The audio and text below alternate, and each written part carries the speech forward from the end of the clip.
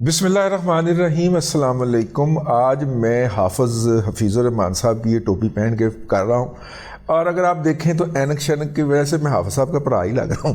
ٹھیک ہے، حافظ صاحب خوش رہو۔ تو خیر وہ جو کلگی ہوتی ہے نا، وہ انہوں نے یہاں پہ لگائی ہوتی ہے، وہ ذرا ادھر ادھر ہو گئی، وہ میں لب کے دوبارہ۔ ایران کے محاذ سے جی دو اہم خبریں ہیں، اور ایک خبر یہ ہے کہ اس وقت جو ہے وہ ایک دو تین سوشل میڈیائی ویب سائٹ نامعلوم پیجز کے اوپر یہ بات سامنے آئی ہے کہ ایران پاکستان کے اوپر حملہ کرنے لگا ہے۔ ٹھیک ہے، جوابی حملہ کرے گا اور جنگ ہونے جا رہی ہے، اور کی لوڈ سی اور یہ تھا اور وہ تھا، اس کا تجزیہ کریں گے جی۔ اور دوسری طرف یہ ایک دوڑ لگی ہوئی ہے اس وقت یہ ثابت کرنے کی کہ پاکستانی میڈیا کے اندر کہ ایران کوئی سپیریئر فورس ہے اور پاکستان جو ہے وہ انفیریئر ہے، اور پاکستان دوڑ دوڑ کے ایران کو فون کر رہا ہے، اور ایران کا جو وزیر خارجہ ہے وہ پاکستانی وزیر خارجہ کو کوئی زیادہ لفٹ نہیں کرا رہا۔ یہ تاثر دینے کی بٹوین دی لائن اور یہ ثابت کرنے کی اس وقت ایک دوڑ لگی ہوئی ہے، بریکنگ چم چم چم چل رہی ہے۔ ان سب کی کیا صورتحال ہے، اس کے اوپر آج ہم بات کریں گے، لیکن اس طرف جانے سے پہلے میں آپ کو ایک بات یاد دلا دوں، اگر آپ کو یاد نہیں ہے تو EU ڈس انفو لیب کا ایک پروجیکٹ جو تھا وہ سامنے آیا تھا، بے نقاب کیا تھا یورپین یونین کے اندر میڈیا نے اور ان کی انویسٹیگیشن ایجنسیوں نے، جس کے مطابق سوشل میڈیا کے اوپر ایک ایسا نیٹ ورک تھا پیجز کا، ویب سائٹ کا اور اکاؤنٹس کا۔ سوشل میڈیا اکاؤنٹس بھی تو ہوتے ہیں نا، ٹویٹر فیس بک وغیرہ، اور فیس بک کے پیجز وغیرہ اور ٹویٹر کے پیجز وغیرہ، یہ جو ٹویٹر کے پیجز تو نہیں ہوتے لیکن گوگل کے پیجز وغیرہ، یہ سارا کا ایک بہت بڑا نیٹ ورک تھا جس میں ہزاروں پیجز تھے، ہزاروں ویب سائٹس تھیں، اور بعین ہی اسی طرح کی بنی ہوئی تھی جس طرح شعیب شیخ جو ہے وہ ورلڈ لیڈنگ یونیورسٹیوں کی جعلی ویب سائٹ بنا کے اور دنیا کی ان لیڈنگ یونیورسٹیوں کی جعلی ڈگریاں بیچا کرتا تھا، $100 $1000 $500 لے کے شعیب شیخ واردات ڈالا کرتا تھا نا۔ بالکل اسی طرح اسی پیٹرن کے اوپر اقوام متحدہ کا ہیومن رائٹس کی کمیٹی ہے، اس کی ایک جعلی ویب سائٹ، ٹھیک ہے، اور اس کے اوپر جناب تذکرہ، اور اس جعلی ویب سائٹ کے اوپر اگر آپ دیکھیں تو اصلی خبریں اٹھا کے لگائی گئی ہوئی ہیں۔ UN کی ویب سائٹ کے اوپر اس کی ہیومن رائٹ کمیٹی کی خبر آئی، وہ خبر اٹھائی اور اس جعلی ویب سائٹ پہ لگا دی گئی تاکہ ایک تاثر ری ایمفسائز کیا جائے کہ اصل تو ہے یہ وہ نقل جو اوریجنل ہے اس کو نقل کہا جائے، ٹھیک ہے، تاکہ جب یہ ایک خاص موقع کے اوپر آ کے پانجی مارے، ٹھیک ہے۔ اچھا، اقوام متحدہ کی جو انسانی حقوق کی کمیٹی کی جو ویب سائٹ ہے، اس ویب سائٹ کے اوپر یہ جو ویب سائٹ تھی جو کہ بیسیکلی انڈیا رن کر رہا تھا، چنائی سے رن ہو رہی تھی، اس کے اوپر سے کشمیر کا ذکر آیا تو نکال دیا، فلسطین کا ذکر رکھ دیا، حوثیوں کا ذکر بڑا کر کے رکھ دیا، یہ سارے ذکر رکھ دیے، کشمیر کا ذکر پیچھے کر دیا، حالانکہ کشمیر کے اوپر اتنی بڑی رپورٹیں ہیومن رائٹس کی ہیں۔ اور اچھا، گوگل کے اوپر اس کو سرچ کے اوپر یہاں پہ لے آئے کہ اصلی ویب سائٹ جو ہے وہ نہ کھلے اور یہ نقلی ویب سائٹ کھل جائے، اور نقلی ویب سائٹ کو جو کہ اصلی کی طرح بنائی ہوگی ہم کہیں کہ یار شاید ہے ہی اصلی ہے، یار کشمیر کے اوپر کوئی بھی نہیں بول رہا۔ بنگلہ دیش کے اندر ہیومن رائٹس وائلیشن کے اوپر اقوام متحدہ کی اور دوسرے اداروں کی رپورٹس ان کی اصلی ویب سائٹ پہ پڑی ہوئی ہیں، لیکن یہ جو ڈس انفو لیب کی جو چنائی سے اپلوڈنگ ہوئی تھی ان ویب سائٹس کے اوپر آپ کو وہ نظر ہی نہیں آئے گا کہیں۔ آپ اس وقت ڈھونڈ کے دکھائیں، جو مطلب دنیا تمام پٹ رہی ہے بنگلہ دیش کے اندر جو الیکشن کے نام کے اوپر دھاندلی ہوئی ہے، لیکن وہ اس وقت جو مین سٹریم آپ کو ویب سائٹس پہلی 10-12 سرچز کے اندر ملیں گی وہ اس میں نظر نہیں آئے گا۔ یہ بات آپ نے ذہن میں رکھنی ہے۔ اب اسی طرح کی کچھ ویب سائٹ سے یہ خبر پھوڑی گئی کہ ایران جو ہے وہ پاکستان پہ اگلے 48 گھنٹوں میں، اور اب جب یہ آپ کے پاس پہنچے گا یہ ولاگ تو 24 گھنٹے رہ جائیں گے، ان کے اندر حملہ کرنے جا رہا ہے۔ اور اس کی سپورٹ کے اندر یہ آرگومنٹ پیش کیا گیا کہ ایران نے اس وقت جو ہے وہ پاکستان کے بارڈر کی طرف فورسز موو کر دی ہیں۔ اچھا دیکھیے، اگر آپ کو میں عراق کی جنگ میں لے چلوں، عراق کی جنگ کے اندر صدام حسین کے پاس بہت زیادہ ٹینکس تھے، اور ٹینکوں کی اتنی بڑی اس کے پاس ریجمنٹ تھی جسے کہنا چاہیے یا بڑی فورس تھی کہ وہ کہہ رہا تھا کہ اس کو کراس کریں گے تو آگے آئیں گے نا. تو اس کے جواب کے اندر پھر امریکنز نے کیا تھا, انہوں نے اسٹرائک کی ایئر کی تھی, سارے کے سارے ٹینک اڑائے تھے. کیوں اڑائے تھے؟ اب سوال یہ پیدا ہوتا ہے کہ یار ان کے پاس کوئی کیموفلاج نہیں تھا. ان کے پاس کیموفلاج تھا, لیکن امریکنز نے ویٹ کیا, انتظار کیا کہ وہ کسی جوش میں آ کے اور لڑنے کے لیے کھلے میدان میں, کھلے صحرا میں آ جائیں.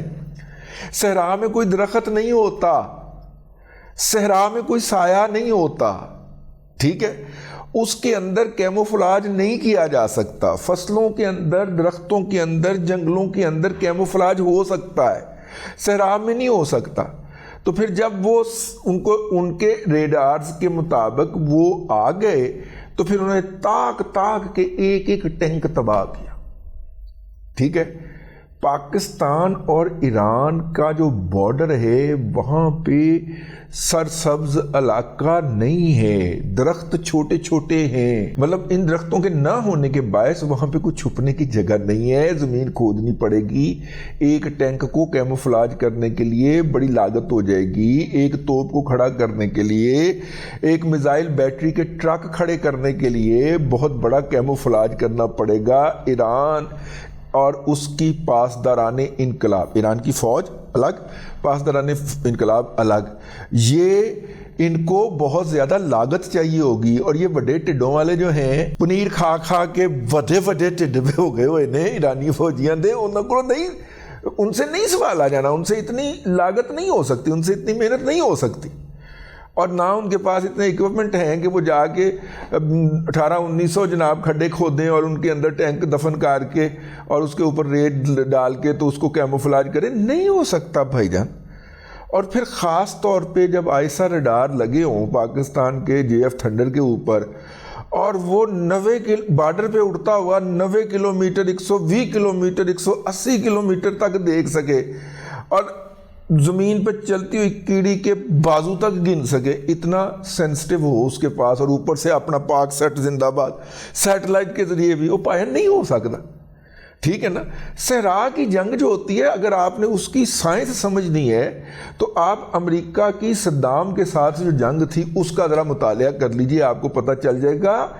یہ بھائی جان افغانی اتنی مرغوبیت سے دانے نہیں بھونتے, مونگ پھلی نہیں بھونتے اتنی مرغوبیت سے گرم ریت اور گرم نمک کے مکسچر کے اندر, جتنی مرغوبیت سے ہمارے بچے جو ہیں وہ ان کی ساری بڑی فورس کو بھونیں گے. میرا مطلب ہے کوئی مقابلہ ہی نہیں ہے یار, کوئی مقابلہ ہی نہیں ہے.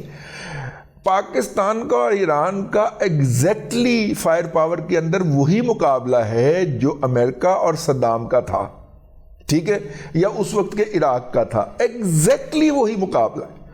کوئی ٹیکنالوجی کے اندر کوئی مقابلہ ہی نہیں ہے. جو امریکہ نے اتنے دن لیٹ کیا تھا عراق کے اوپر سٹرائک, وہ چاہ رہا تھا کہ وہ باہر آ جائے, نکل کے باہر آ جائے, اور جب باہر آ گئے انہوں نے پھٹکا دیتے. ٹھیک ہے, اور ایک ہی گو کے اندر انہوں نے کتنے 100-700-800 ٹینک پھٹکا دیے تھے, سنا ہے. ہاں, کوئی اس طرح کی بات ہوتی ہے, میرے ذہن میں ذرا رہ گیا. تو وہ UFA چینل والے نے بتایا تھا ایک دفعہ, تو انہوں نے اس کی وہ ویڈیو پڑی ہوئی ہے, دیکھیے گا.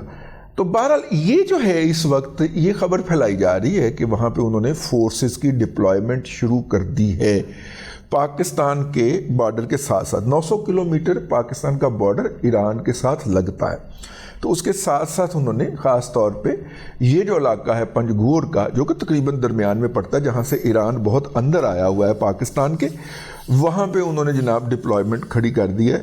تو وہاں پہ بھائی جان بعض جگہ ایسی بھی ہیں جہاں پہ 3 طرف پاکستان ہے, ٹھیک ہے, وہ بارڈر کے اندر, اور ایک طرف پیچھے بھاگنے کا رستہ ہی ہے ایران کا. تو وہ ان کے لیے مطلب کہ ٹرین وائز بھی پاسبل نہیں. یعنی کہ جب یہ سٹرائک انہوں نے کی ہے اس وقت میرا خیال ہے پاکستان کی یا تو بحری مشقیں ایران کے ساتھ مشترکہ شروع ہو گئی تھیں یا ہونے والی تھیں, ٹھیک ہے. اور اس وقت پاکستان کے جو فریگیٹ ہیں وہ اپنے گوادر کے سامنے کھڑے ہیں, اور چابہار کی ایسے ایسے نگرانی کر رہے ہیں. اچھا, کون آ رہا ہے؟ انڈیا آ رہا ہے, اوکے. اے جہاز چھڑ ایسلا چھڑ کے جا رہا ہے اوکے اے بس دیکھی جا رہا ہے. جس نے ضرورت سمجھیں گے گیچی کوٹ دیں گے پھاڑ کے, ٹھیک ہے, صرف بیٹھے ہوئے واچ کر رہے ہیں ایسے کر, ٹھیک ہے. اور کبھی کبھی ادھر کو ایسے ایسے چلنا بھی شروع کر دیتے ہیں کہ ذرا ان کو پتہ رہے کہ ہاں ایسے موجود ہیں. تو ایران اس طرح کی نہیں کرے گا. لیکن یہ جو کر رہے ہیں اس کے اندر پھر ایک اور ان کی دوڑ لگی ہوئی ہے, یہ ثابت کیا جائے کہ جیسے پاکستان نکو ہے اور پاکستان کے دفتر خارجہ وزیر خارجہ نے ایران کو فون کیا, ماما نہیں جو چپیڑا پہیاں ہے نا, جب سے تھپڑ پڑے تب سے ادھر سے فون آ رہا ہے اور 2 دفعہ آیا ہے, لیکن وہ پاکستان کے وزیر خارجہ نے فون کیا ہے. اب یہ پتہ نہیں کس کے ساتھ جو ہے وہ افیلیشن لہرائی جا رہی ہے, اور ماشاءاللہ یہ باتیں جیو جیسے ٹی وی سے نشر ہو رہی ہیں, ٹھیک ہے. ہم تو سمجھتے تھے کہ سپورٹس کے اندر ہی ایرانی جو ہے وہ اپنا کیا نام ہے ایجنٹوں نے گند ڈالا ہوا ہے, لیکن ایسے سے میرا مطلب ہے کہ مین جو ہے اس کے اندر کل بریکنگ نیوز چلا دی جیو نے, ٹھیک ہے. وہ بعد میں پھر ہم نے کنفرم کہا, میں نے کہا یار پاکستان نے کہ وزیر خارجہ کو کیا پڑی تھی فون کرنے کی. تو پہلے میں نے ذرائع سے پوچھا, انہوں نے کہا نہیں ادھر سے فون آیا تھا, ٹھیک ہے, ہم نے صرف ریسیو کیا ہے کیونکہ ہم بات کو بڑھانا نہیں چاہ رہے تھے اور ہمارا دوست ایران درمیان میں آ چکا ہے, تو اس لیے ہم بات کو مزید بڑھانا نہیں چاہ رہے تھے, ٹھیک ہے. تو بہرحال اپیزمنٹ اس وقت پاکستان کی جا رہی ہے, منت ترلا پاکستان کی جا رہی ہے. بس آپ جانے دینا, آپ کو انہوں نے 1 ماری تھی, آپ نے 7 مار دی, اب بس بھی کر دینا, جانے بھی تو دینا, غصہ تھوک دینا, یہ کہا جا رہا ہے, ٹھیک ہے نا. تو بہرحال ایسے عناصر سے, ایسی خبروں سے جو مختلف واٹس ایپ گروپوں کے اندر شیئر ہوتی ہے, آپ نے قطعاً پریشان بھی نہیں ہونا اور ان کے اوپر اعتبار بھی نہیں کرنا. یہ بنیادی طور پہ ویوز کیچ کرنے کی, آپ اس طرح کی جعلی خبروں کو ایک ویو دیکھ لیتے ہیں تو اس کا پرپس, آپ اس کو دیکھ لیتے ہیں, اس کا پرپس پورا ہو جاتا ہے, اس کو ویو مل جاتا ہے, ٹھیک ہے. تو یہ ہے جی اب تک کی صورتحال, میں نے کہا آپ کی خدمت میں عرض کر دی جائے. اب تک کے لیے اتنا ہی, اگلے ولاگ کے اندر پھر حاضری ہوگی. اللہ تبارک و تعالیٰ آپ کو آسانیاں عطا کرے اور آسانیاں خلق خدا میں تقسیم کرنے کی توفیق عطا کرے.